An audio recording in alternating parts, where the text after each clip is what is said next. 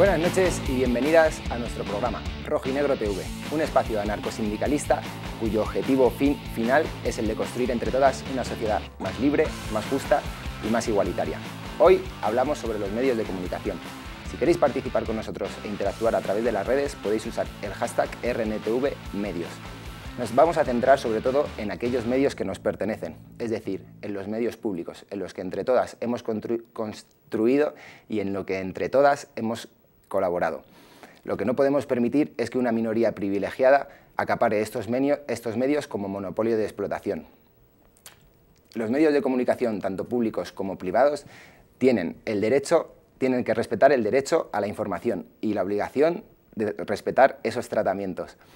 Antes de profundizar en el tema, y ya que estamos hablando de medios de comunicación, quería hacer una mención en solidaridad con una compañera que mañana será juzgada, Alicia Alituí, conocida en Twitter por grabar el desahucio mientras los policías nacionales se estaban riendo. Voy a dar paso a los invitados que tenemos esta noche. A mi izquierda, Rafael Cid, periodista de investigación, que en su día renunció al premio Ortega y Gasset del periodismo. Buenas noches. Muchas gracias. Buenas noches. A mi derecha se encuentra José María Martín Meden. Buenas noches, periodista y ex corresponsal en Latinoamérica. Buenas noches. Allí, en el extremo izquierdo, se encuentra Jordi Navarro, sociólogo y corresponsal de La Directa en Madrid. Buenas noches. Un gusto estar aquí. Y por último, se encuentra con nosotros José Ángel Jiménez, representante de CGT en Telemadrid. Buenas noches. Buenas noches. Y ante todo, muchas gracias por estar aquí. Queremos también disculpar la nula presencia femenina en la mesa, que por problemas de agenda y demás, pues no ha podido cuadrar, pero que no suele ser lo habitual. Damos paso al comienzo de nuestro programa, aludiendo al artículo número 20 de la Constitución española, tanto también a las cartas de las Naciones Unidas como a la ONU, donde se dice que el derecho a la información y a la comunicación en los medios es un derecho legítimo y que tiene que ser respetado. Lo que no sabemos es si a día de hoy se respeta ese derecho o, como otros muchos derechos, se queda en papel mojado. Para ello vamos a ver un vídeo que ha realizado CGT sobre la manipulación en los medios públicos de comunicación. Compañeros, dentro vídeo.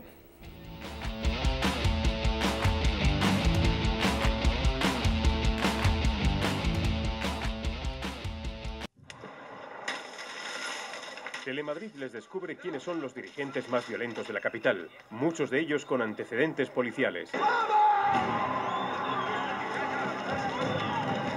Son los cabecillas que organizan y dirigen los tumultos callejeros, quienes deciden el momento preciso para dar la orden de reventar una manifestación o iniciar la carga contra la policía. Pertenecen a grupos ultraizquierdistas, principalmente anarquistas o antifascistas, como ellos mismos se denominan, que diseñan la estrategia de la violencia para sobresaltar a la ciudadanía o boicotear manifestaciones legales, huelgas laborales o convocatorias pacíficas. Para cumplir sus planes, están organizados en células de choque que se reúnen en locales autogestionarios, similares a las herricotabernas de los batasunos vascos. Fuente de trabajo principal que tenemos es el control de los colectivos anarquistas o narcoterroristas. Dicen cosas en las redes sociales, ellos se retiran, pero luego pues aparece el ejército mercenario. El asunto de ETA. Hay un vídeo, bueno, claro, uno pone Pablo Iglesias en internet y aparecen miles de vídeos, pasado, presente, del pasado lejano muchísimos, y hay uno en el que hemos visto a Pablo Iglesias defender la salida de los presos de ETA de las cárceles. Esta semana está usted de enhorabuena, entonces. No es un problema de enhorabuena y que nadie juegue con el dolor de las víctimas para hablar de un tema. Pero es que... No es mi intención. Es decir, nada de enhorabuena, ¿eh? Este que ven es el momento en el que los concejales del Partido Popular de Toledo abandonan el salón de plenos del ayuntamiento. El supuesto cierre de una de las plantas del Hospital Virgen de la Salud de la capital ha terminado en bronca. 5 años sin tratamiento. ¿Lo entendéis? ¿Por qué nos quedáis? ¿Me entendéis? No entendéis nada. Otro de sus principios. Están leyendo, somos pacifistas, no a la guerra. Pues vean algunas de las instantáneas que, por ejemplo, podemos ver hoy en el diario El Mundo. Están armados con palos y, como ven, muy pacifistas, lo que se dice muy pacifistas, sin palabras. Juzguen ustedes mismos.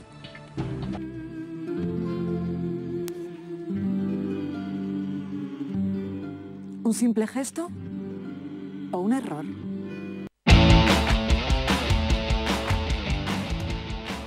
Pues como habéis visto en el vídeo, CGT tiene una querella interpuesta contra Telemadrid por ese reportaje documental, como lo queramos llamar, que emitieron, la cual ha sido admitida a trámite. Vuelvo a lanzar esa pregunta a la mesa, vamos a empezar por ti, Rafael. ¿Es la información un derecho o es un brindis al sol y se queda al final en papel mojado? Evidentemente la información, la libre información es un derecho, y un derecho que compromete no solamente a los poderes públicos, sino también a los propios elaboradores de la información. Los periodistas tenemos una responsabilidad también en que esa información llegue a la gente en condiciones de calidad. ¿Qué es calidad? Pues calidad lo dice la propia Constitución en el artículo 20. La información tiene que ser veraz. Y en ese sentido tenemos también un compromiso y una exigencia a los poderes públicos.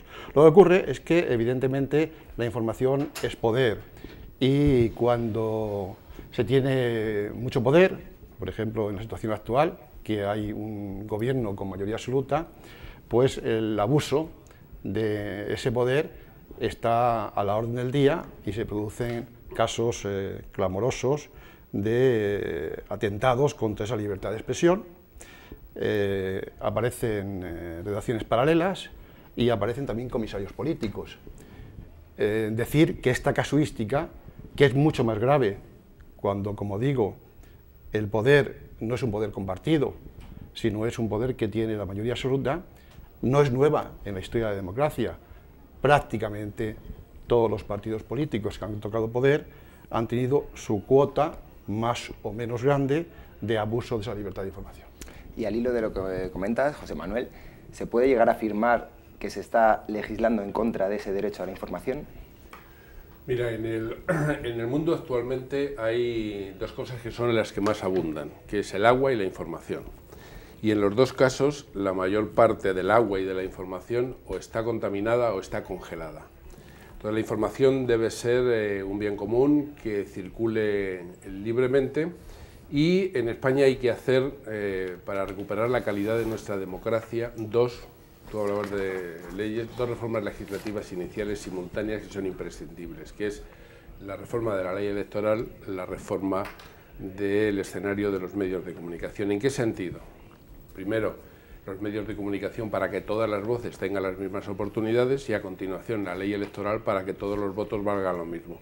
A partir de ahí, y en libre competencia, con la información potable para los ciudadanos, que es la información útil, que es la que se convierte en conocimiento, que es la que te da capacidad crítica para participar democráticamente, puedes competir en ofertas políticas, en programas distintos. No hay una sola manera de gobernar, no hay una sola solución ante la crisis, y luego los ciudadanos tienen que libremente y con conocimiento previo elegir, y para eso la ley electoral tiene que darle a todos los votos el mismo valor.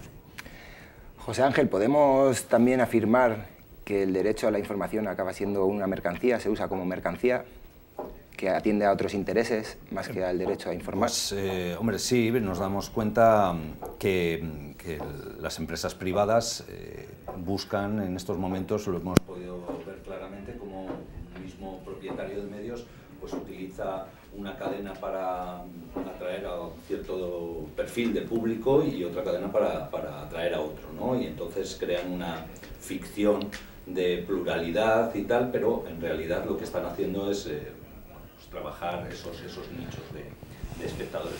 Pero lo que es realmente más alarmante es que se haga en los medios públicos, se esté haciendo lo que hemos visto en este reportaje, ¿no? Toda la información y todos los ejemplos que hemos visto ahí es en medios públicos, y es lo que no tiene sentido, y lo peor, que es que siendo evidente y estando denunciado en infinidad de ocasiones por trabajadores, por observadores externos, no se pueda frenar. Vale, José Ángel. Jordi, mercancía, derecho a la información, ¿crees que estos medios actúan coaccionados por lobbies empresariales? No sé si la palabra es coacción, pero lo que está claro es que hay una connivencia bastante clara entre lo que son las élites económicas, los grandes grupos de comunicación y los partidos políticos. Yo creo que el vídeo que hemos visto son casos bastante flagrantes, bastante chocantes. Las banderas griegas defendiendo el Parlamento de Cataluña siempre reconforta verlo, pero yo creo que el modelo, aparte de los ejemplos que podemos encontrar, yo creo que el modelo es el problema. Y en cuanto a lo que comentaba el compañero Medem, hay que tener en cuenta que una ciudadanía crítica ha de tener presente y bastante claro que o la comunicación o la haces o te la hacen.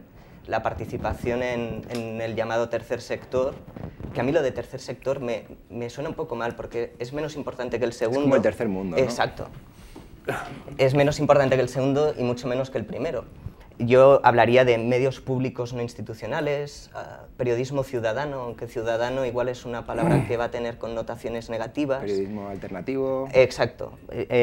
Podemos discutir el nombre de la cosa, pero creo que es importante que la ciudadanía se implique también en la comunicación que se hace. Y así una pregunta... Dime. No, te quería añadir nada más como una propuesta. Yo creo que lo que hay que hacer es como en las nuevas leyes de comunicación, las nuevas leyes audiovisuales de América Latina, hablar no del tercer sector, sino de 3 sectores en igualdad de condiciones. Ajá. El público, los negocios audiovisuales y lo que yo propongo que se denominen las iniciativas sociales. Y que los 3 reciban la misma cantidad de licencias y que, 1, las licencias no las concedan los gobiernos, sino una autoridad autónoma e independiente, y 2, que se destine el 33% al sector público, el 33% a los negocios y el 34% al sector social.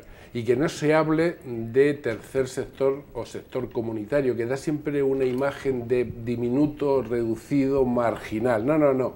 Es decir, aquí de lo que se trata es de recuperar la democracia, las reglas del juego de competencia en igualdad de condiciones. Nadie quiere cerrar lo que ya existe. Lo que queremos es abrir nuevos espacios y mejorar y defender lo público, con lo cual tiene que haber un sector público que sea la referencia de credibilidad con la que la ciudadanía se identifique, los negocios audiovisuales con una ley y un organismo autónomo el que da las licencias que vigile el cumplimiento de esa ley, y un sector social que tenga todas las ventajas de la misma manera que los otros 2 sectores, que no se limite ni la financiación, ni el tamaño, ni la difusión. Y con esa competencia de los 3 sectores en igualdad de condiciones, el ciudadano puede elegir y alcanzar un criterio para la participación democrática. Lo que se está pidiendo es democratizar las reglas del juego. Rafael, ¿querías añadir algo? Sí, yo creo que aquí en el poco tiempo que llevamos hablando se han dicho cosas interesantes que dan lugar a desarrollos propios. Se ha citado el tema, la palabra mercancía, es una palabra fetiche. También hemos hablado de medios públicos y medios privados. Claro, si uno analiza el comportamiento de los medios públicos y los medios privados, teniendo como fuente de referencia la palabra mercancía, pues ojalá que en algunos momentos los medios públicos buscaran el mercado, es decir, mercado aquello que vende, porque realmente lo que pasa es que los medios públicos buscan la clientela política del gobierno de turno, del partido de turno. Y algunas veces los medios privados, como buscan la mercancía, van a aquello que tiene audiencia. Si no, nos explicaría la presencia de Pablo Iglesias durante un tiempo en algunos medios privados, o otros ejemplos. Recientemente he leído que Willy Toledo puede aparecer en un tiempo privado, nuevo de colaborador. En un sitio donde hace poco han echado a una persona. Curioso. Quiere decir que el comportamiento cuantitativo buscando el mercado, si algo tiene éxito, pues algunas veces no es lo peor de lo que puede existir. Sí es cierto que lo que hay es una utilización del tinglado empresarial de la televisión para hacer negocios privados y sus contratas y un montón de historias. Y lo que decía el compañero al principio, de buscar normativas nuevas que den cauce a nuevas posibilidades, yo soy muy escéptico dentro del marco actual. ¿Por qué? Porque ya han existido y han sido un brindis al sol. Hay que recordar aquí el famoso Comité de Sabios de Televisión Española, en el que estaban ni más ni menos que Victoria Camps, Enrique Bustamante, catedrático de comunicación, un hombre de izquierdas con una trayectoria importante, Emilio Lledó, un filósofo que incluso fue defenestrado de España. Hicieron un enorme estudio que quedó en nada, fue muy bonito, hablaban con el modelo del BBC, con el modelo de referencia para democratizar Televisión Española, y al final ¿qué quedó? Quedó la justificación de un ERE, porque lo que al final se llevó a ejecutar fue la medida de que el déficit tenía que estar controlado. Por tanto, ojo, yo creo que todo aquello que no asuma ahora el tema de sociedad civil, no de la sociedad política existente, que no asuma el concepto de sociedad civil, es repetir fórmulas que han fracasado. Y en ese sentido hago notar solamente una precisión. Nosotros hablamos siempre de medios públicos. En la Constitución no se habla de medios públicos, se habla de medios de comunicación social. Ojo, es un matiz, pero que acota de alguna forma... Se habla de medios del Estado. Medios del Estado de comunicación social, pero en ese mismo articulado dicen que tendrán que dar concurrencia a esos medios a los grupos políticos y sociales significativos. Ojo, está otra vez refiriéndose a encauzar todo hacia mantener el statu quo, en mi opinión. José Ángel, te damos palabra, que creo que antes teníamos un problema con el micro y no se te ha oído bien. Bueno, pues en la línea de lo que estamos hablando, un matiz que a mí me gustaría marcar es que yo muchas veces me planteo si lo que dice la Constitución es para los ciudadanos españoles o es para las empresas, ¿no? Porque la libertad de información para las empresas está garantizada, es decir, Telecinco puede decir lo que le dé la gana, siempre que no sean aberraciones o en horario infantil, por ejemplo, pero los periodistas de Telecinco no pueden decir lo que quieran, tienen que decir lo que les dice su empresa que tienen que decir, y es lo que pasa en otras muchas empresas, de tal manera que el derecho a emitir y recibir información veraz libremente pasa por el filtro de las empresas. Y eso es un problema grave, porque no hay posibilidad de que el trabajo de los periodistas esté en unas condiciones, con unas garantías que al usuario final le llegue esa información veraz, que es lo que se pretende. De ahí el tema de exigir esos consejos de informativos, esos consejos en los que, de alguna manera, los trabajadores de los medios, tanto públicos como privados, yo creo que debería ser una medida que debería de llevarse a todos, puedan defenderse de injerencias por parte del poder, ¿no? Aprovechando que te tenemos aquí, José Ángel, de una televisión autonómica, en un principio las televisiones autonómicas surgieron en los territorios donde tenían lengua propia para difundir su lengua propia.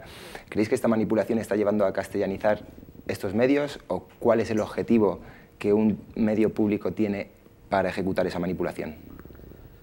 Yo creo que, bueno, dependerá de los casos. Yo creo que el tema de la lengua propia es un aspecto muy importante en el tema de las televisiones autonómicas. Evidentemente, también la televisión española tiene posibilidades de hacer desconexiones en lenguas autóctonas, pero una información de cercanía en la lengua propia yo creo que es un factor importante. Pero eso no quiere decir que las comunidades autónomas que no tienen lengua propia, la televisión pública autonómica no tenga sentido. Yo creo que tiene mucho sentido, que es la televisión ayuda a la participación democrática porque tiene que dar una información de cercanía que de otra manera al ciudadano no le llega. Por ejemplo, tenemos ahora la campaña autonómica en Madrid.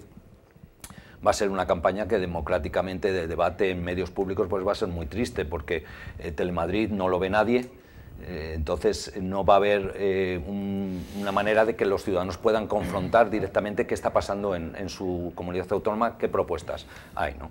Pero yo, en cuanto al tema de las lenguas, yo no me puedo pronunciar. Jordi, aprovechamos también que estás aquí y ver si la problemática en Cataluña, supongo que sí, va por el mismo camino. Bueno, lo cierto es que preparando un poco mis intervenciones y sabiendo que seguramente llamándome Jordi iba a tener la oportunidad de hablar del tema, bueno, pues encontré unas declaraciones de José María Galviño, que para quien no lo sepa era director de Radio Televisión Española a inicio de los 80, donde no estaba muy de acuerdo con que TV3, que nació en el 83,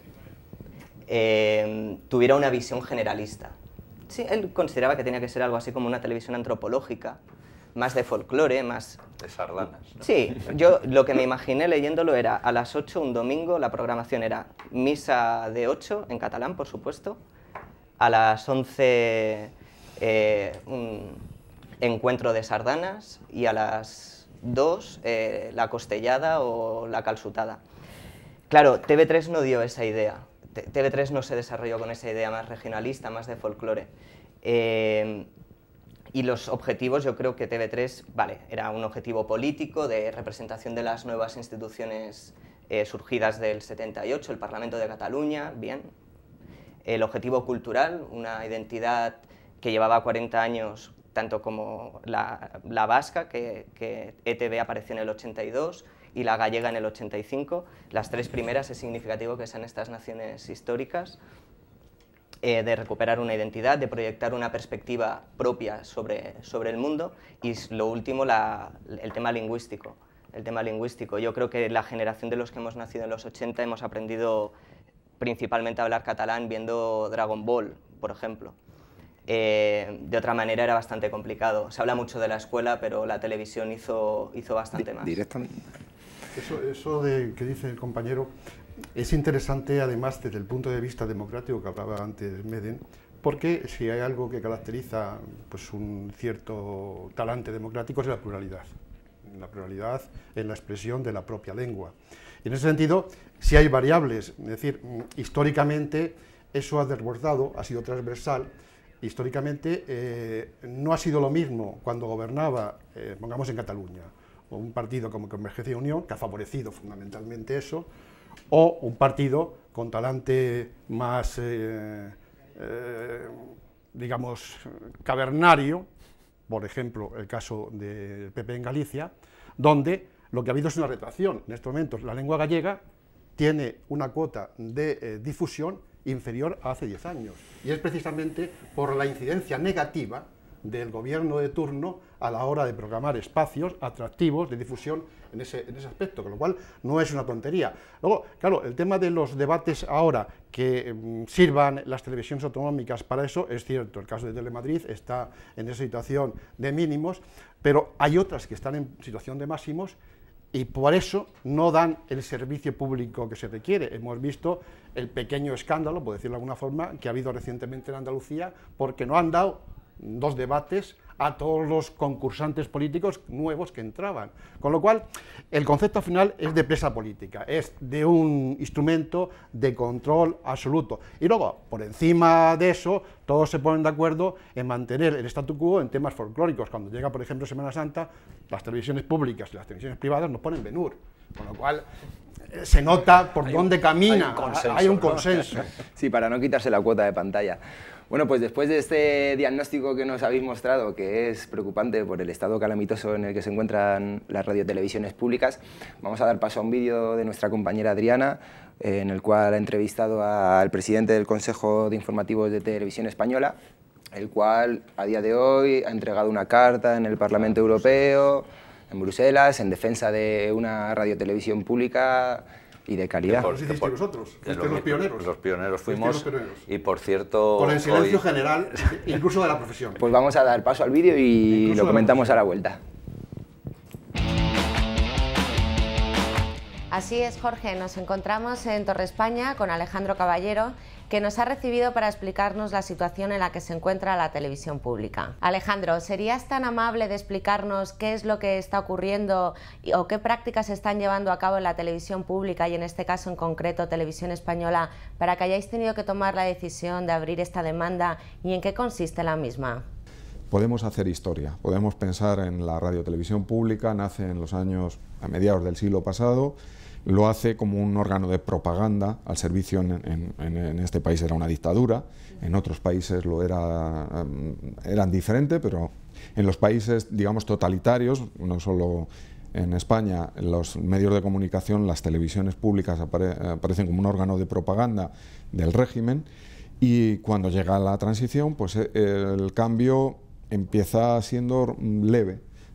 Se quita de depender de un ministerio para que dependa del Parlamento. Aún así, en el Parlamento es una mayoría y es la mayoría la que lo elige. Sigue habiendo una cierta dependencia indirecta de los gobiernos. Desde hace varios años el Consejo de Informativos está intentando cumplir con lo que le manda el estatuto, es decir, una de las funciones principales que tiene el Consejo de Informativos es promover la independencia editorial de la corporación RTV. Si no me equivoco, esta demanda la habéis realizado en Bruselas. ¿Por qué en Bruselas? Sí, bueno, esto es, como te digo, es un proceso. Es decir, hasta aquí hemos llegado después de años de trabajo. Al principio el trabajo fue estrictamente interno, elevando nuestros informes al director de informativos y al Consejo de Administración del cual dependemos, advirtiéndoles sobre esto que estamos hablando, es decir, sobre que se estaba comprometiendo la independencia, que se estaba haciendo una televisión a favor, totalmente gubernamental y a favor del partido del gobierno, y que eso no es el mandato de servicio público que debíamos de cumplir. Para seguir haciéndoles llegar esa queja, para seguir haciéndoles llegar nuestra desesperación porque creemos en que la televisión pública debe de cumplir otra función que estar al servicio del gobierno o hacer propaganda a favor del gobierno. Y ahora nos quedaba, pues, ¿qué nos queda? Pues vamos a llevar fuera esta denuncia y vamos a ir a Bruselas a ver si allí pues, nos hacen un poco de caso y bueno, pues le ponen un poco colorado a alguien aquí, si es que tenemos la capacidad de ponernos colorados ante algo que sinceramente creo que es para sentir vergüenza, que es seguir en el siglo XXI creyendo que la utilización de la televisión pública como un órgano de propaganda puede llevarte a ganar elecciones. Es así de sencillo. Esto es muy poca cosa en comparación, o sea, quiero decir que tendríamos que estar hablando largo y tendido para hacernos una idea de lo que está pasando, pero vamos, se puede resumir en eso. Es decir, que la actual dirección que está nombrada por la mayoría parlamentaria, la mayoría absoluta parlamentaria, está empeñada en hacer propaganda al servicio del gobierno y no información al servicio de los ciudadanos. Y eso, hoy en el 2015, en el siglo XXI, es algo absolutamente, bueno, pues vergonzante, creo yo, y para los que trabajamos aquí sentimos que esto tiene que cambiar. Como vemos, la única manera de destruir la mala información que circula en general por los medios de comunicación es defendiendo estrictamente la verdad. Esperamos que esta triunfe sobre la falsedad y manipulación que nos invade por doquier y esta demanda llegue a buen puerto. Defendamos nuestra televisión por una televisión pública y de calidad. Muchas gracias, Alejandro, por atendernos y explicarnos lo que está sucediendo. Gracias a ti.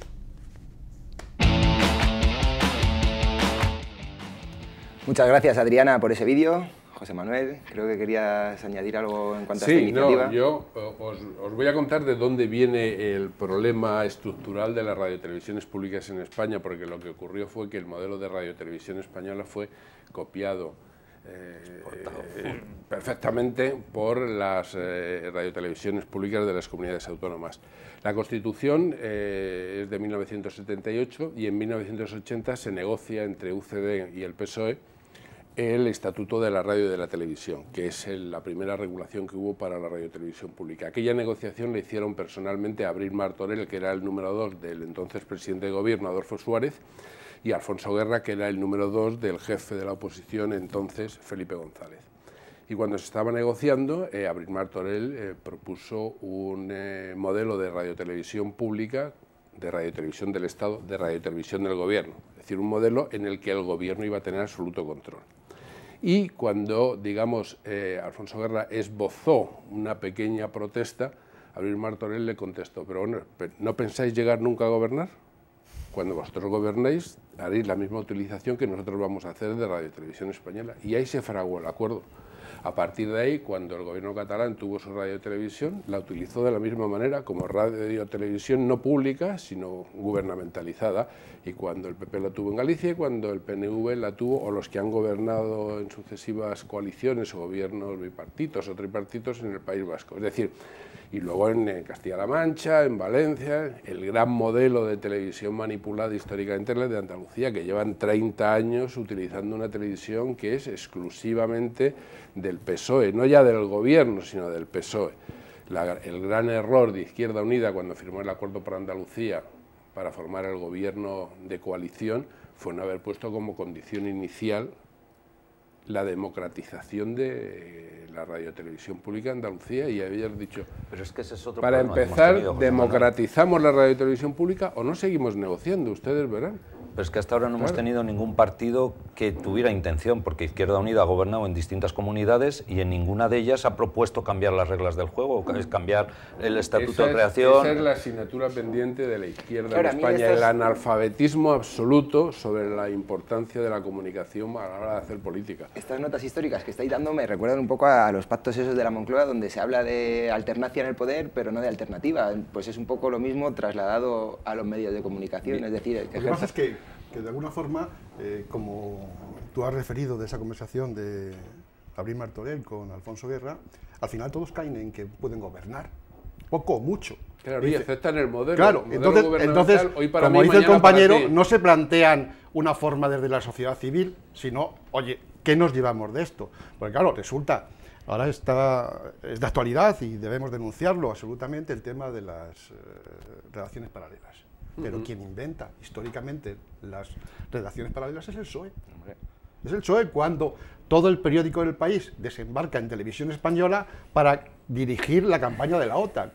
Y resulta que y ahí está el tema de la mercancía. La primera redacción paralela, y yo estaba trabajando entonces en Radio Televisión Española, fue cuando el PSOE ganó las elecciones del 28 de octubre de 1982 y desembarcaron con los comisarios políticos que durante 14 años impusieron sus condiciones. Pero esto no es arqueología. Esa es la primera redacción paralela. No es arqueología, porque resulta que es actual, es de ahora mismo. Porque, por ejemplo, si fuera el mercado, la mercancía, pues dos de los programas clave históricos de la televisión española, no existía la privada entonces, que eran La Clave por un lado y La Bola de Cristal por otro, hubieran existido. Se lo cargó el PSOE. Se los cargó el PSOE a los dos. Desde esa perspectiva que usaban ese importantísimo medio, que no es solamente de información, sino también de entretenimiento, de diversión, de no sé qué, del fútbol. Como se cargó el PSOE, Radio 3, que en su momento fue una referencia. Yo dirigía los informativos de Radio 3 cuando los cerraron. Por tanto, la aportación de aquellos que ya han estado en ese modelo y que no han hecho nada, yo creo que hay que empezar a descartarla un poquito e ir por otro lado, porque si no vamos a reproducir un poco el tema. Claro, lo que pasa es que al final esto es la noria que gira y que todos se aprovechan de lo mismo al fin y al cabo. Yo creo que hay que exigir, es que estamos en un momento político distinto y yo creo que la ciudadanía ha tomado conciencia de muchas cosas y este es un tema que cuesta mucho encajar dentro de la discusión política porque parece que es un poco etéreo, como que todos manipulan, tú más, tú no sé qué. ¿Creéis que la gente es consciente de esa manipulación o solo la gente que se contrainforma ve...? Yo creo que la gente es consciente pero que se resigna. No es consciente de que con su dinero en las televisiones públicas se está utilizando para fines bastardos, ¿no? Por ejemplo. La gente en general y muchos profesionales. Muchos profesionales, porque el tema de la solidaridad, ¿dónde está? Yo voy a poner un ejemplo, una anécdota, es anecdótico. Sabemos lo que ha ocurrido en Telemadrid, que ha sido una cosa abismal, eso ha sido un latrocinio absoluto, un desastre para los compañeros, etcétera, etcétera. Bueno, un poquito de ética o odontología haría que algunos célebres periodistas pues no concurrieran allí a sus tertulias de una forma tan clara. Yo ayer por la noche vi a un tertuliano, un periodista, además un hombre que tiene una proyección progresista, que estaba en el telediario de la noche de Telemadrid y esta mañana estaba también de telediario, de tertuliano, en una televisión privada, concretamente en el Rojo Vivo. Entonces, claro, aquí es un tema vidrioso porque los profesionales también tienen que decir algo, Y luego hay un problema gravísimo, y es que cuando una persona, un periodista, está en un medio público o privado, y luego salta a opinar a un medio de la competencia, está reproduciendo el mismo esquema de donde viene, con lo cual no hay información nueva para la gente. Es decir, la opinión pública al final se convierte en opinión publicada y es un circuito cerrado. Claro, esto de que los tertulianos periodistas vayan saltando de un lado a otro, no van a decir algo contrario a la casa de referencia de donde vienen, van a repetir más o menos el mismo esquema y encima aceptan a su lado a políticos como tertulianos. Esto es una cosa grave, estamos ampliando un modelo de complicidad, de consenso, frente a la necesidad de información pública. José Manuel, Jordi y José Ángel. Yo quería también hacer un poquito de autocrítica a la izquierda, a las organizaciones sindicales y a los movimientos sociales. El artículo 20 de la Constitución reconoce el derecho de acceso, como antes decías, para los grupos políticos y sociales significativos. En la Ley General Audiovisual y en la Ley de la Radio y Televisión Estatal se reconoce ese derecho de acceso y está regulado y bien. Es más, en la Ley de Financiación de la Radio y Televisión Pública Estatal de Radio y Televisión Española se establecen una serie de obligaciones de la Radio y Televisión Pública como consecuencia de la financiación pública procedente de los presupuestos generales del Estado.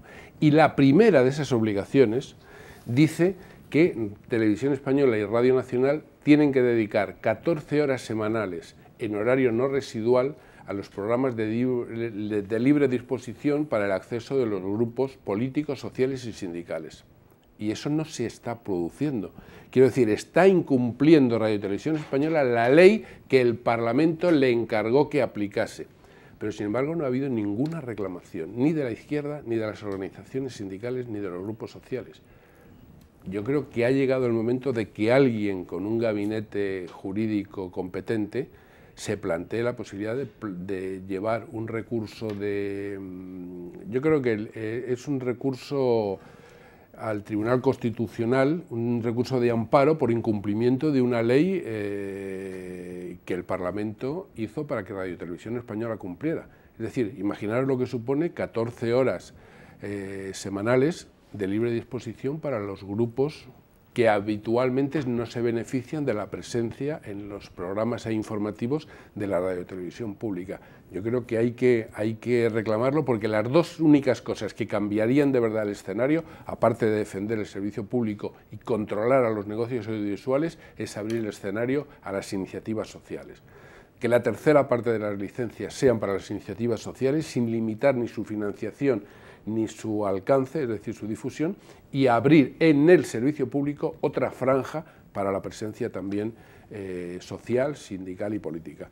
Eso equilibraría y cambiaría la lógica, y pasaríamos de la lógica que tradicionalmente se ha aplicado del bipartidismo y de las empresas comerciales a la lógica de la intervención ciudadana para hacer su propia información, para no solamente recibir, sino elaborar, participar y emitir. Claro. Jordi. Yo lo lamento, pero vamos, estoy de acuerdo con los dos compañeros. Simplemente comentabas... Por la situación, porque podría ser de otra manera. Pero me gustaría puntualizar algunas cosas o dar respuesta a lo que preguntabas de ¿la gente es consciente de la manipulación? Yo creo que no hace falta tener una cuenta en Twitter para ser consciente. Creo que la separación, la brecha que hay ahora mismo entre la televisión y la vida cotidiana de las personas es tan grande que aunque una persona, un matrimonio, una familia solamente se informen a través de los informativos de Antena 3, por ejemplo, es tanta la distancia que hay con su día a día que es imposible que... se neutraliza, la manipulación se neutraliza a través del descrédito. De esta gente, mira, me están explicando, yo qué sé, hay noticias que son, yo diría, capciosas en los tiempos que corren, subastas de diamantes que cuestan 20 millones de euros. Realmente no hay nada más cercano que explicar a día de hoy. Yo creo que sí, vaya. Lo que comentaba Rafael de la diferencia entre opinión pública y opinión publicada, básico. La opinión publicada, al final, hablaba al principio de la connivencia entre las élites económicas, vamos a llamar grupos financieros, los accionistas de los medios de comunicación y los políticos. Bien, hay una connivencia que yo me imagino que es de puerta con puerta. Esta gente coincide en los mismos saraos, acaban hablando. La gente cuando habla se comunica intereses, y si tu interés y el mío se parecen, pues haremos frente común. Y esta defensa igual no tiene nada que ver con la mayoría de intereses de gran parte de la población. Eso es lo que está pasando a día de hoy. Y ya para acabar, me gustaría volver a incidir en lo que hemos acordado llamar periodismo alternativo o de iniciativa social, o también he pensado militante, pero hay gente que la palabra militante le echa para atrás. Pero bueno, sería una forma de incentivar la ciudadanía crítica. Ya no es de lo que hablan en los medios de comunicación, es de lo que no se habla. Es de lo que no se habla, los colectivos que no se visibilizan, las luchas. Hoy tenemos al compañero de Telemadrid, yo me pregunto si fuera de la Comunidad de Madrid hay gente que esté enterada de la problemática. Lo dudo. Lo dudo, a no ser que leas medios alternativos críticos, Diagonal, Directa, La Marea, etc. Con lo cual ahí sí que podemos afirmar que a nivel legislativo ese derecho a la información se queda en papel mojado, porque ese derecho a la información ellos lo convierten en lo que te quieren informar y de lo que quieren que hables. A su información, el derecho a su información, que es lo que hablaba antes yo del tema de las empresas. Es decir, todo el mundo tiene derecho a lanzar mensajes siempre que seas una multinacional o seas una empresa con poderío. En cuanto a lo que decías de la consciencia de la gente con respecto a la manipulación, una cosa que hemos comentado muchas veces dentro de Salvemos Telemadrid y de los trabajadores de Telemadrid, es que nosotros llevamos, como sabéis, muchos años denunciando lo que pasaba en Telemadrid, ¿no?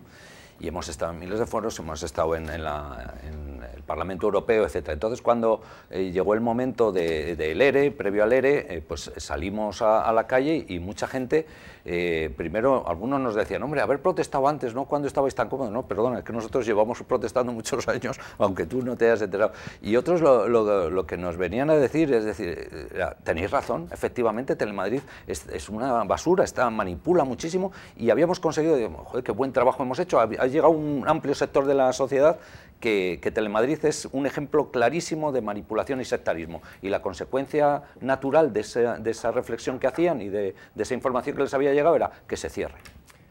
Con lo cual, claro, teníamos que volver a hacer otra campaña de decir, no, por favor, esa no es la solución, ¿no? ¿Hasta dónde llega el cauce de esa información que, por ejemplo, en Radio Televisión Valenciana llegó a captar el mensaje de la ciudadanía de que por qué hace 4 o 5 años no habían denunciado esa manipulación y que la denunciaban ahora cuando les imponían en ERE? Y la respuesta era la misma, que ellos llevaban denunciando pues esas redacciones paralelas mucho tiempo, pero nadie lo sabía. Sí, pero hay que hacer... Yo he trabajado 30 años en Radio y Televisión Española, 20 años en la radio, 10 en la televisión, y hay que hacer autocrítica interna. Es decir, yo me atrevo a asegurar, y conozco bien el medio, que una de las razones por las que el poder ha podido manipular las radiotelevisiones públicas y una de las razones por las que la sociedad no tiene conciencia en profundidad de esa manipulación es responsabilidad de entre 75 y 80% de los trabajadores de las plantillas que no han defendido de verdad el servicio público, siendo además, como éramos, trabajadores que por las condiciones especiales de contratación teníamos más seguridad en el puesto de trabajo y nos permitía eso hacer una mayor protesta. Así como ha habido unas minorías que hemos defendido la radio y televisión pública, ha habido una mayoría de acomodados que no lo han defendido. Y en segundo lugar, por parte de la sociedad, entre que no ha habido nunca alfabetización mediática, es decir, que desde la escuela no se enseña al ciudadano cómo funcionan los medios de comunicación, y que la izquierda nunca ha hecho pedagogía ni ha puesto por delante, es decir, si leéis los programas electorales de los últimos 40 años en España de la izquierda, la última página es donde pone cultura y comunicación. Siendo que la política y la comunicación son lo mismo y que para democratizar una hay que democratizar la otra. Y los ciudadanos siguen, a pesar de las redes sociales, en su inmensa mayoría informándose a través de la radio y la televisión. Es decir, los programas por la mañana de la radio en España reúnen entre 4 y 5 millones y los programas de televisión del mediodía y de la noche hay otros 4 o 5 millones. Es decir, todavía lo que la radio y la televisión dicen determinan buena parte de la conciencia y de la actitud de los españoles a la hora de votar. Es decir, y eso, perdona, termino, explica por qué no hemos conseguido hacer una marea en defensa de la radiotelevisión pública, así como se ha conseguido con la sanidad y la educación, y la información es tan importante como la sanidad y la educación, no hemos conseguido hacer una marea en defensa del servicio público de radiotelevisión. Que ahora mismo te doy paso porque al hilo de responsabilidades hemos notado que hay responsabilidades de los propios trabajadores, trabajadoras, pero también hay responsables políticos. Lo que pasa es que te das cuenta de que esos responsables políticos son a su vez los que tienen en su mano la gestión de la tele, con lo cual el interés por gestionar esos medios de comunicación no es tal, porque es para su beneficio propio. ¿Qué podemos hacer en ese sentido? Si al final, pues lo que hablábamos antes, que esto es una noria que da vueltas y que cuando llega un grupo político al poder cambia todo un consejo de administración, cuando cambia a los 4 años sucede lo mismo, y dependiendo de un poco el color de esos gobiernos, la manipulación es más acentuada o menos, pero existe. Pues lo que ha dicho el compañero, es decir, que la masa crítica nazca de los propios profesionales, que tienen que vigilar porque la información sea veraz, independientemente de quién esté en el gobierno y quién esté al mando de una televisión o de una radio o de la prensa. La misma... Es la alianza del profesional y del ciudadano. Claro, claro, que es la que no se ha producido, y efectivamente tendría lógica que se produjera.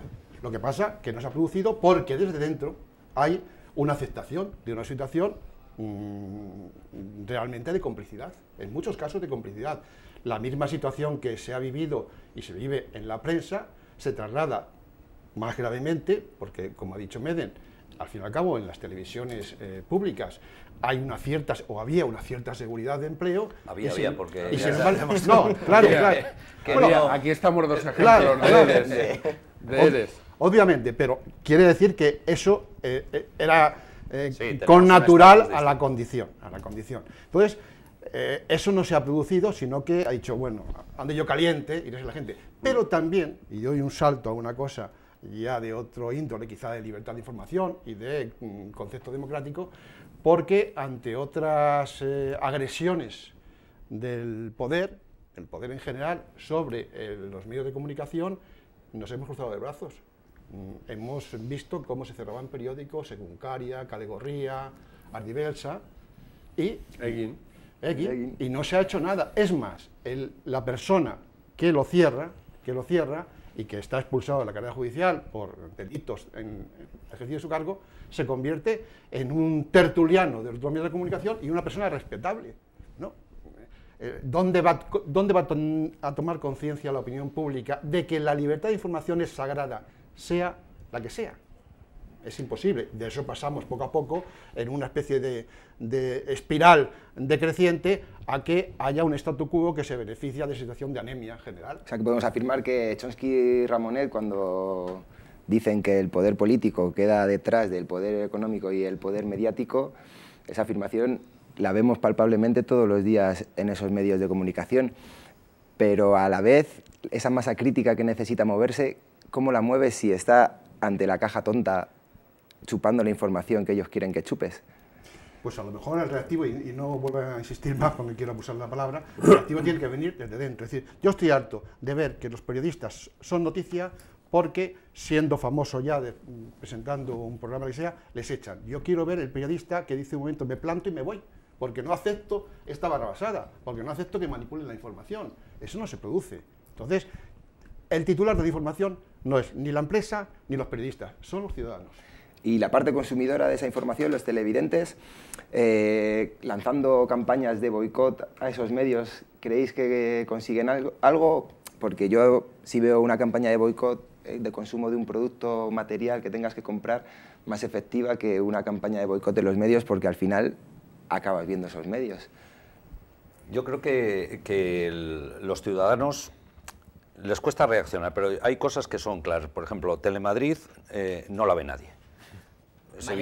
Mayor boicot que ese no hay. Es decir, la gente no consume sus contenidos porque sabe lo que son, sectarios, manipulados en cuanto a la información, y en cuanto al entretenimiento, más antiguos que la tos. O sea, que es que la gente sabe lo que hay y no quiere saber nada de Telemadrid. Por el contrario, y a pesar de lo que hablábamos, de que la reforma de Zapatero en la radiotelevisión pública fue flor de un día, pero sí que es cierto que el periodo de la reforma de Zapatero, la Radio Nacional y Televisión Española crecieron en audiencia y tuvieron unos programas y una serie de actitudes que la gente valoraba aquellos informativos y valoraba la libertad con la que se hacía radio. Entonces, yo creo que la gente lo que hace es detectar cuando las cosas funcionan medianamente bien.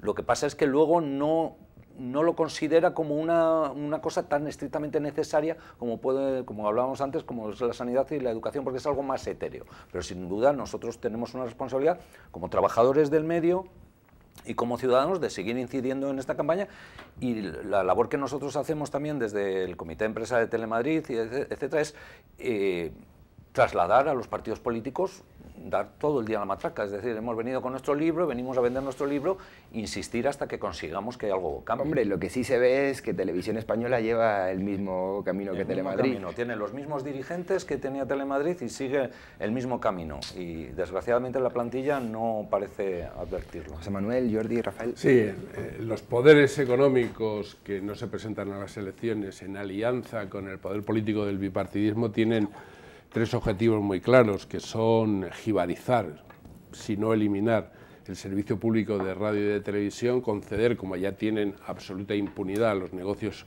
audiovisuales y bloquear permanentemente las iniciativas sociales. Ese es el modelo que quieren, porque para hacer, como han hecho, una reconversión salvaje frente a la crisis económica que ellos mismos provocaron, esa austeridad criminal que nos han impuesto, han necesitado también controlar la información, es decir, para imponer esta política económica necesitan tener una información que acompañe a la política económicamente represiva con una desinformación que acomode o por lo menos conduzca hacia la resignación a la mayoría de la población. Pero yo creo que la gente no es tonta y que lo que hay que hacer es, por una parte, que la izquierda reivindique la importancia de la comunicación y la ponga al nivel. Es decir, si la gente defiende la sanidad y la educación es porque ha habido muchos años que la izquierda ha tenido esa cultura, la sanidad y educación del servicio público, pero no lo ha tenido con la información. Y la información es tan importante, es decir, en los servicios públicos hay 5 fundamentales, que son la educación, la sanidad, la información, la justicia y la seguridad. Y esas 5 tienen que ser servicios públicos de control democrático, participación social y auténtica calidad en el servicio público. Entonces, lo que la izquierda tiene y los movimientos progresistas, sociales, sindicales, es defender la importancia de la comunicación para democratizar el escenario general de este país y como servicio público, y por lo tanto llegar a una reforma que permita ofrecer cosas distintas, y ya veremos cómo las audiencias responden ante la calidad.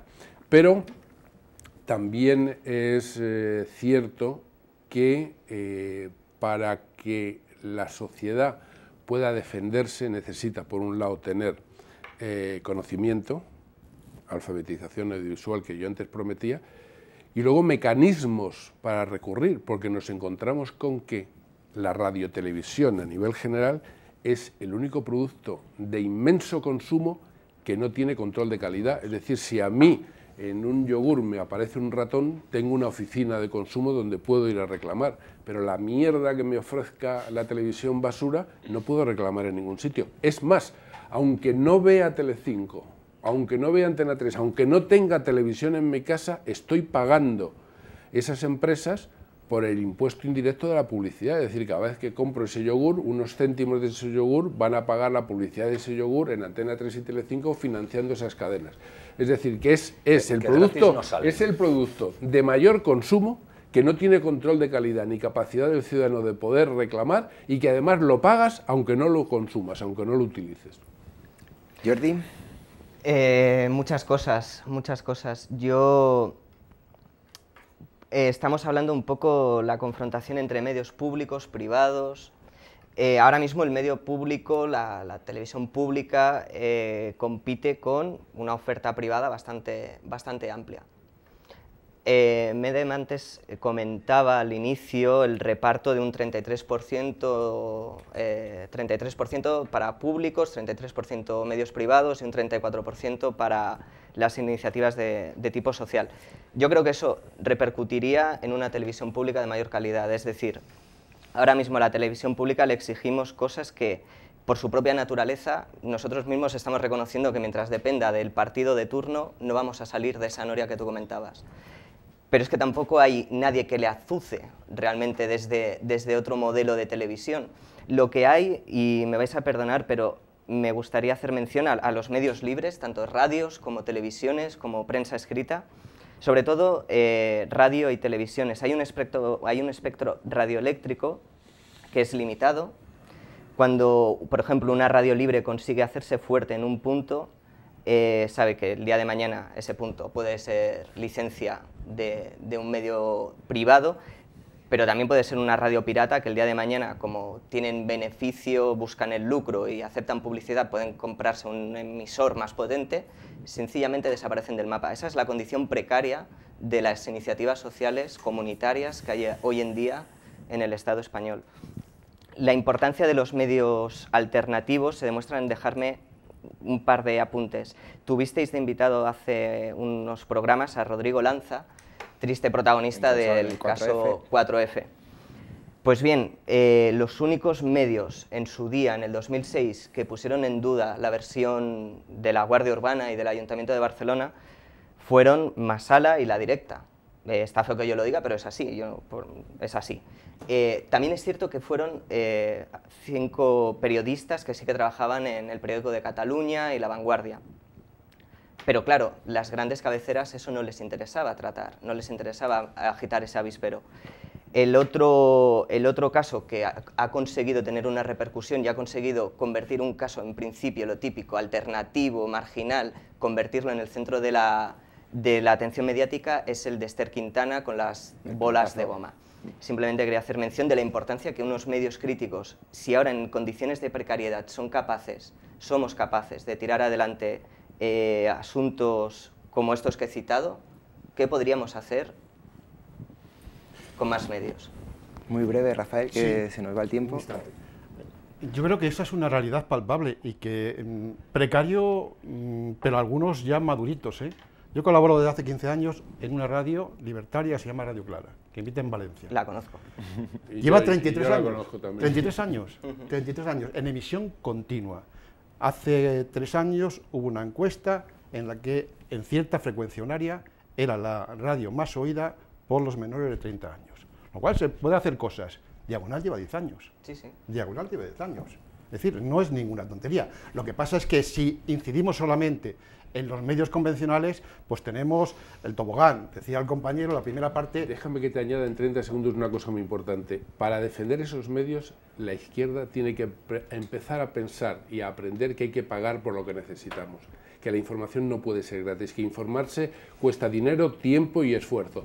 Y que para que exista Radio Clara o para que exista Diagonal hay que apoyar. Es decir, lo que no tiene explicación es que Diagonal, que hace de los mejores periodismos en este país, haya tenido que trabajar durante 10 años para conseguir 5.000 suscripciones. Es ridículo. Es decir, la izquierda ha dejado morir los medios de comunicación alternativos y democráticos que se han ido produciendo sucesivamente en este país. No les interesa. Hay que pagar para defender lo que necesitamos. Iba a ir rematando con algo que dijo el compañero. Es decir, lo que no podemos estar en el tobogán de que en un momento determinado, primera etapa de Rodríguez Zapatero, pues sea muy bueno y haga avances sociales y tal, y la segunda sea un desastre porque nos pone una limitación en el artículo 75 que ya da igual lo que se haga.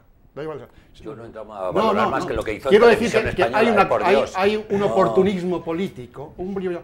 Claro, pero es el Rodríguez Zapatero quien coge y desbloquea las limitaciones de las privadas. Solamente podían tener el 25% de capital, no podían fusionarse, etcétera, etcétera. Mientras que a la televisión pública la quita la publicidad, la deja seca. Pero ojo, por eso digo que por ahí poco.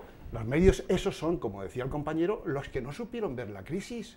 No la supieron ver. Yo todavía estoy recordando un dominical del País, pongo un periódico de referencia, durante un mes entero, entregando los domingos, cuando supuestamente vendían 1 millón de ejemplares, un encarte maravilloso de la organización del Seseña de Pocero. Claro, y ni siquiera han dicho, pues nos equivocamos, no lo vamos a hacer. No, están ahí para lo que están, para el statu quo, por tanto. Y yo creo que hay un potencial enorme en esa, llamémoslo como que sea, medios sociales, por poneros Terminamos un ejemplo contigo, que ha sido muy gracioso. Recientemente vi un titular de prensa porque en Podemos se está planteando un apoyo a los medios comunitarios o como los queramos llamar, de cara a democratizar las ondas y dentro del programa de comunicación. Entonces ese programa que se está elaborando todavía se ha filtrado de alguna manera a la prensa. Entonces el otro día había en internet un titular que dice: Podemos planea dar fondos públicos o tal para meter la tuerca en los medios públicos.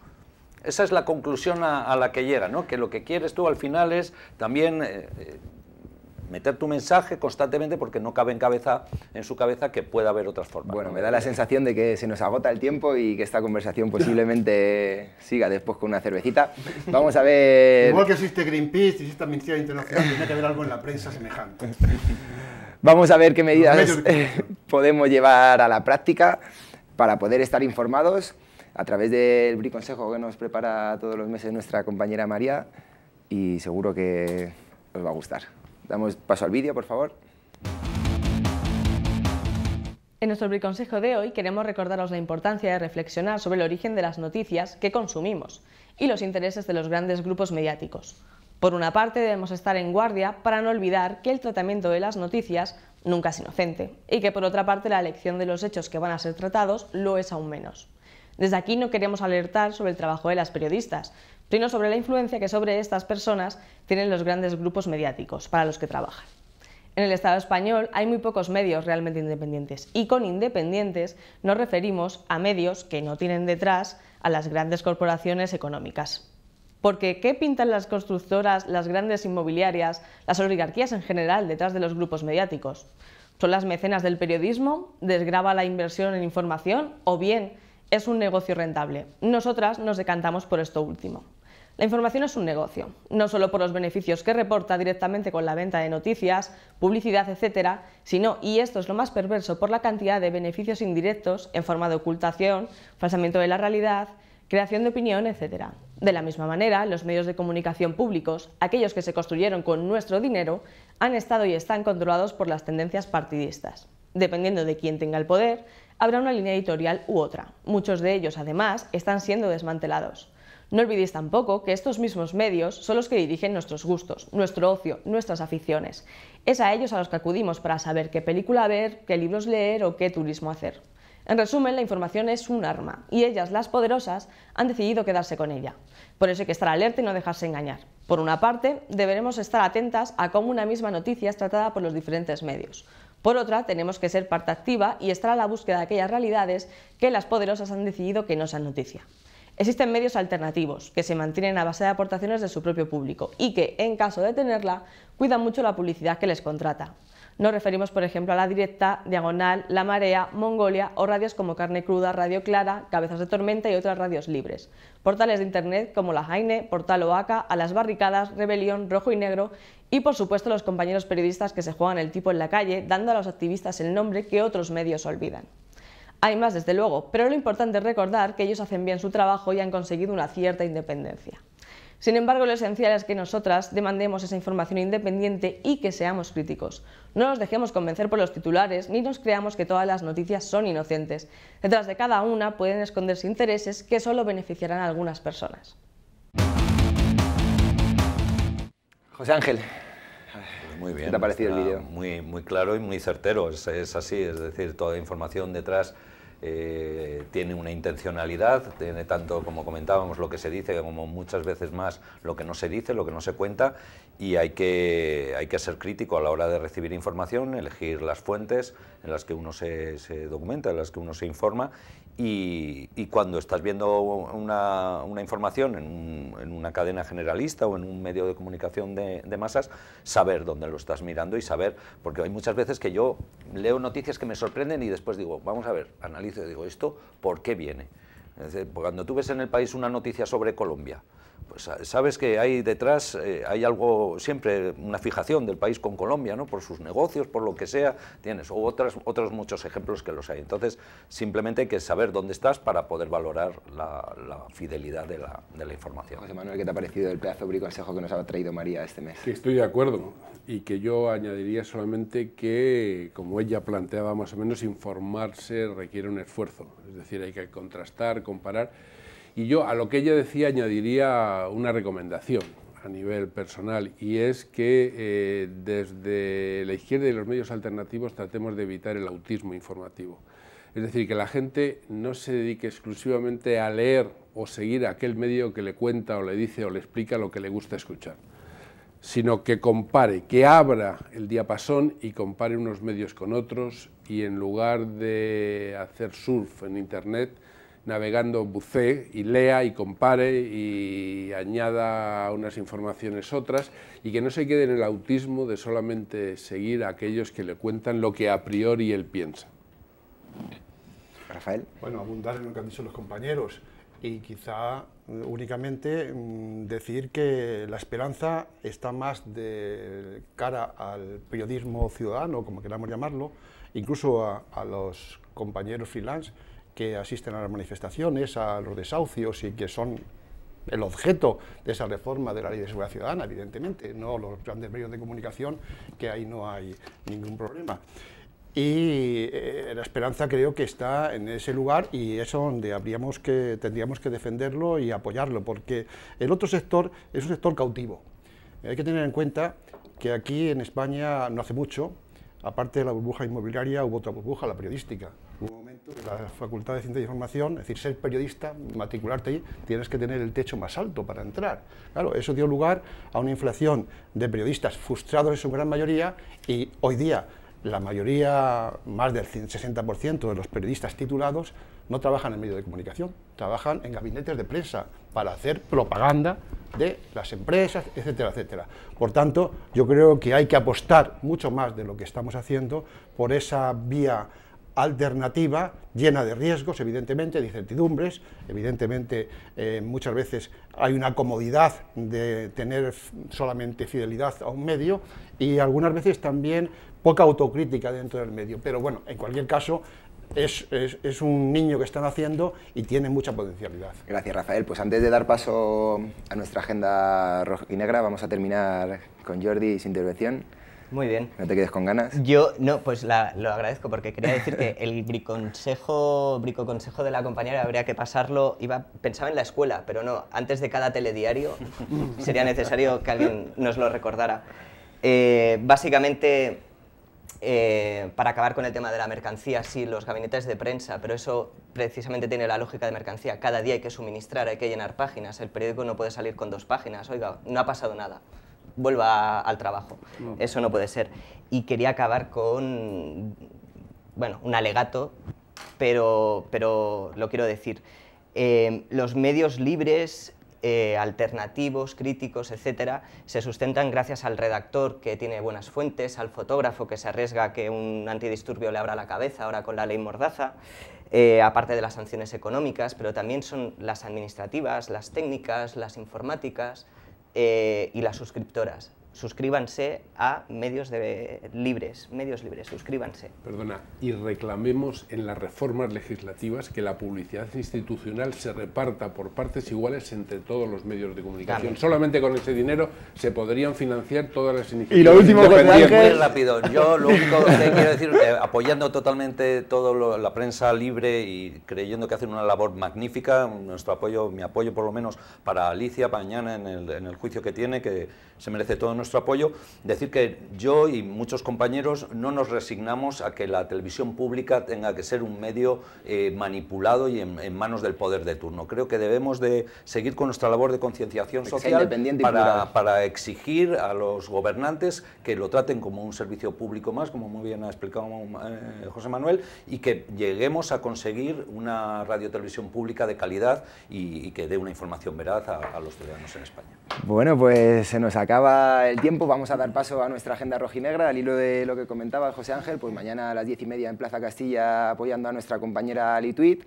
Luego recordar que una vez más la CGT, colaborando con asambleas antimilitaristas y ecologistas, está en su campaña de objeción fiscal. Va a haber movilizaciones en muchas ciudades y en el Estado a nivel internacional el 18 de abril en contra del TTIP. En Madrid habrá una manifestación a las 6 de la tarde en la que participaremos nosotros y saldrá de Neptuno a la Puerta del Sol. El 20 de abril, Día Mundial de la Seguridad y Salud en el Trabajo, y el 1 de mayo CGT volverá a manifestarte en todas las ciudades junto a movimientos sociales alternativos bajo el lema Unir las luchas caminando hacia la huelga general. Y antes de despedirnos nos trae una sorpresa nuestro compañero Rafael.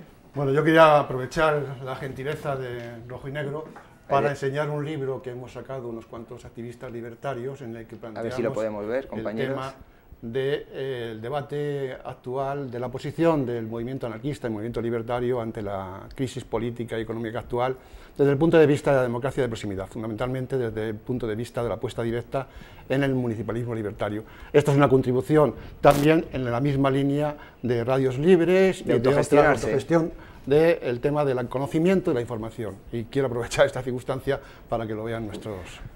Bueno, pues terminamos. Muchísimas gracias a todas las que nos habéis acompañado en este cuarto programa. Recordaos que volvemos el segundo martes de cada mes aquí en Canal 33, en Rojo y Negro 14 TV. de abril, Salud y República.